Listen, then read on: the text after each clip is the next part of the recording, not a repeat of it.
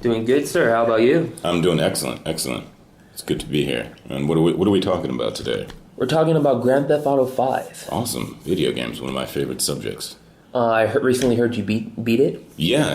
I have to go through and there's some of the missions that I haven't done yet, but I beat the overall game and the storyline, and I thought it was fascinating. One of the better games that I've played in a long time. I really enjoyed it. What do you think about the story arc of the game? I thought the story arc was fantastic, and that was one of the things that actually really drew me in, is it seemed cinematic in a way, in terms of the way they chose to give you the options to play out the storylines, and I thought that was pretty brilliant, because a lot of video games I found they steer away from the core of storytelling, which I think is about people, and that was what GTA 5 did really well, I thought, was make it about the characters as human beings. And as odd as it is, the things that you're doing in that game, it was pretty easy to relate to some of the motivations of the characters. So I thought it was really brilliantly written in that way. Yeah, definitely. I mean, like when I played Grand Theft Auto 5, I was between Mike and Trevor. That was just Trevor. Like, he had the wackiest storyline. Yeah, he was definitely off the wall, but in a way, a lot of his motivations made sense, and which is weird to say because he was clearly a sociopath, but I think a lot of his motivations actually made sense, and even with such a off-the-wall character that is not somebody you'd want to meet in real life, I think they did a really excellent job of making him relatable in terms of what the core of what he was going after was, and I think there's something to be said to making a character that off-the-wall and psychopathic relatable, and somebody that you could actually root for as you were going through the game. I thought that was really interesting. What would you think? What would you say the game mechanics were, in the sense of when you're playing on the controller? Was it smooth motions when you were playing it, gunfire? When you're doing drive-bys, the way the car moves? Absolutely. And I actually found that to be a little bit of a, pardon my French, but a pain in the ass, because I'm not the best driver. So I thought that the handling of the controls was actually, in some spots, a little too realistic for my taste, because I like to be able to control them, and driving at 100 miles an hour while you're weaving in between traffic probably wouldn't be that easy to do in real life, and they made it so in the game, which is another aspect of realism that I really commend them for. And I thought when you were moving around, the motions felt very real. They didn't let you do anything that you wouldn't be able to pull off. I mean, granted, you'd have to be in excellent shape and some sort of ninja, but things that you couldn't theoretically pull off in real life. Like, I feel like you died when you were supposed to. You were able to move how you would be able to move in real life. And again, another commendable aspect of that game that I just thought was really fantastic. What character you played the most? I think I was split probably 50-50 between Mike and Trevor, actually. Yeah, I think I definitely spent the most time on them, and that was another aspect outside of the mechanics. Is I found the family dynamic in the storyline to be pretty brilliant as well, and I think that made Michael even more relatable, because here's a guy who's clearly just trying to find his way on the right path, and I think that's something that a lot of us struggle with in everyday life, and is another aspect that made the game even more enjoyable to play. Is like, here's this guy that's doing the best that he knows how, and still not quite able to make everything right. And I think that that's another thing that a lot of people struggle with in life, and I think that's part of probably what made the game so popular. Definitely. I mean, Michael was such a relatable character, just like Franklin, and the way his roots were. Like, we're young, we do stupid things. He was like an ex-gangbanger, turned, absolutely. up, and then recently found by Michael, who guided him to become like this, big star, and actually that's good that you mentioned that, because that is another aspect that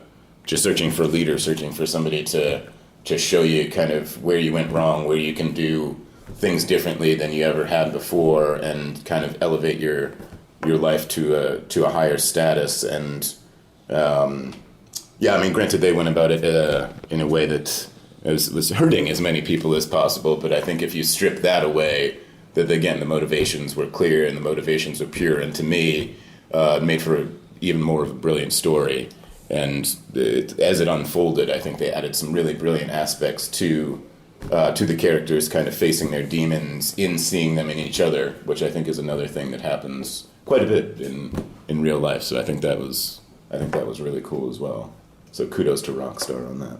Oh yeah, Rockstar knows how to make games, definitely.